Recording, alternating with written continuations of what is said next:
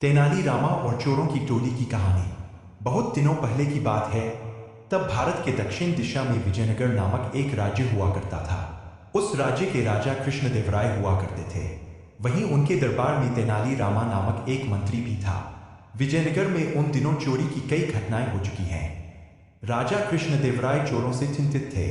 तेनालीरामा समेत दरबार में हर कोई चिंतित नजर आया। उस शाम जब वह तेनालीरामा दरबार से अपने घर वापस आया तो उसने देखा कि उसके बगीचे में कुएं के पास बड़े आम के पेड़ के पीछे दो आकृतियां छिपी हुई हैं। अब उसे ये भली भांति मालूम पड़ गया था कि ये कोई और नहीं बल्कि वही चोर है। उसने उन चोरों को सही सबक सिखाने के बारे में सोचा। वह घर पहुंचकर अपने पत्नी के साथ जोर जोर से बातें करने लगा, जिससे कि वो चोर लोग उनकी बातों को सुन सके। वह अपनी पत्नी से क्या कह रहा था, हमारे गहने घर पर रखना सुरक्षित नहीं है। कृपया हमारे लोहे के ट्रंक को अपने गहनों से भर दें और वो लोग उन्हें सुरक्षित रखने के लिए कुएं में गिरा देंगे। ये बातें सुनकर लुटेरों ने एक बेवकूफ की योजना के विचार पर चुटकी ली। उन्हें लगा कि यह तेनालीरामा कितना ही ज्यादा मूर्ख व्यक्ति है। वहीं तेनालीरामा ने अपनी पत्नी को फुसफुसाया कि चोर बगीचे में छिपे हुए हैं। वहीं साथ में वह ट्रंक को पत्थरों और बर्तनों से भरने के लिए कहता है। एक बार ट्रंक भर जाने के बाद तेनालीराम और उनकी पत्नी ने ट्रंक को खींचकर कुएं में गिरा दिया।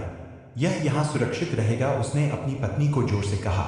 दोनों चोर घर में लोगों के सोने का इंतजार कर रहे थे। उनके पास एक योजना थी। प्रत्येक लुटेरा बारी बारी से कुएं से पानी निकालने लगा। उनका उत्साह जल्द ही थकान में बदल गया और उन्होंने थोड़ा विश्राम लेने का फैसला किया।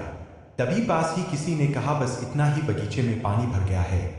तुमने दिन के लिए अच्छा काम किया है, अब मुझे बगीचे में पानी भरने की जरूरत नहीं पड़ेगी। लुटेरों ने जब इधर उधर देखा तब उन्हें तेनालीरामा पीछे फावड़ा और डंडा पकड़े हुए दिखा। उसे देखकर वो चौंक गए।